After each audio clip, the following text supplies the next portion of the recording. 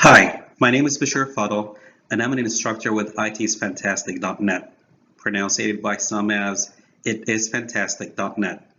It's my pleasure being with you in this session today, so if at any time you do have any questions, you could email us at the address below, instructor@itsfantastic.net. Also, please do not hesitate to consider us for any of your training needs, as we provide a variety of formats, including on-site training, as well as training via our learning management system, our LMS, at www.learnitcoursesonline.com. At IT is Fantastic, we also provide IT staffing, development, and project management, as well as professional services and production support. So depending on your business needs, do not hesitate to reach out to us via our LinkedIn, Facebook, website, or email us. We'll make it worth your message. Thank you.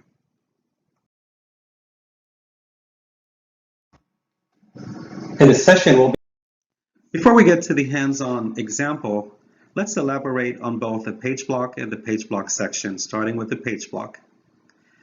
As we can see in the image, the Epix PageBlock is a tag that creates an area within the page where multiple sections can be created, as well as fields, buttons, tables, or links can be displayed. It by default inherits the standard Salesforce page style. The Epix PageBlock component will create a block in the page to create styles similar to the Salesforce detail page without any default content. Using the Epix PageBlock component, we can define any number of columns using title and body. To better elaborate on what PageBlock sections are, we have about 3 different images, each showing us PageBlock sections within a page block. So if within a page block, we would like to create sections to categorize different fields into different sections, we would use the Epix PageBlockSection component. It's similar to adding a section by using an edit page layout assignment. Epix PageBlockSection component consists of 2 cells, one for label and another for value. The images below show the PageBlock section with the page block. An Epix PageBlock section component consists of 1 or more columns, each of which spans 2 cells, one for a field's label and one for its value. Each component found in the body of an Epix block section is placed into the next cell in a row until the number of columns is reached. At that point, the next component wraps to the next row and is placed in the first cell. Epix PageBlock section must be a child component to the Epix page block component. Epix input field and Epix output field are the 2 primary components used to add fields from a Salesforce object. And now let's proceed to our hands-on example. All right, well, in this lab, we're assigned to create a Visualforce page. We're going to call it Awesome Bank, and in there we're going to create a page block with a title, Welcome to Awesome Bank. We're going to have a couple of block sections, one for our checking information and one for our savings account information.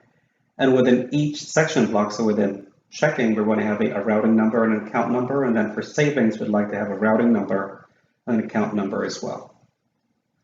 So the way to start, we're going to do this through the Developer Console. We'll go to the Setup, click on Developer Console.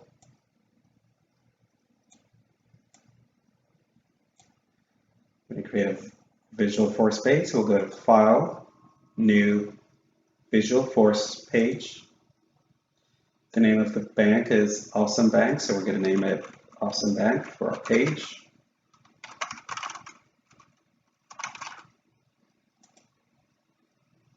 We do have our 2 main tags, so everything else is going to fall within those starting and ending page tags.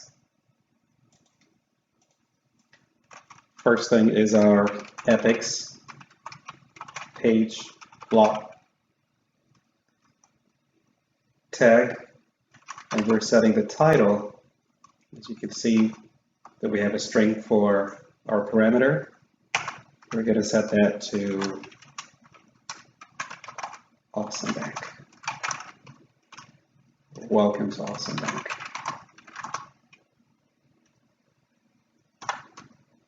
Let's close that.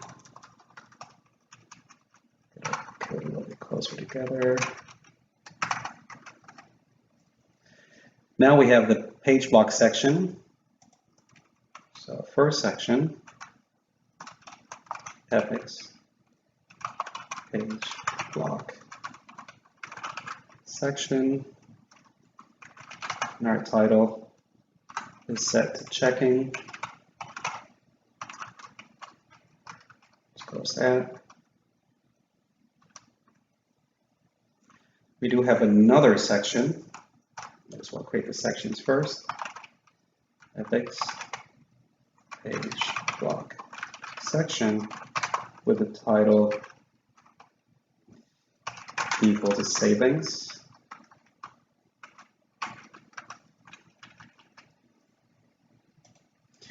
And then within the first one, we do have block section items. So we're going to go ahead and create those real quick.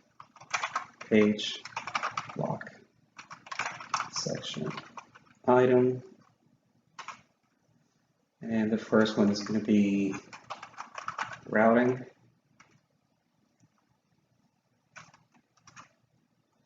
We'll just copy and paste that real quick and change that to account. And we'll just copy that over to savings.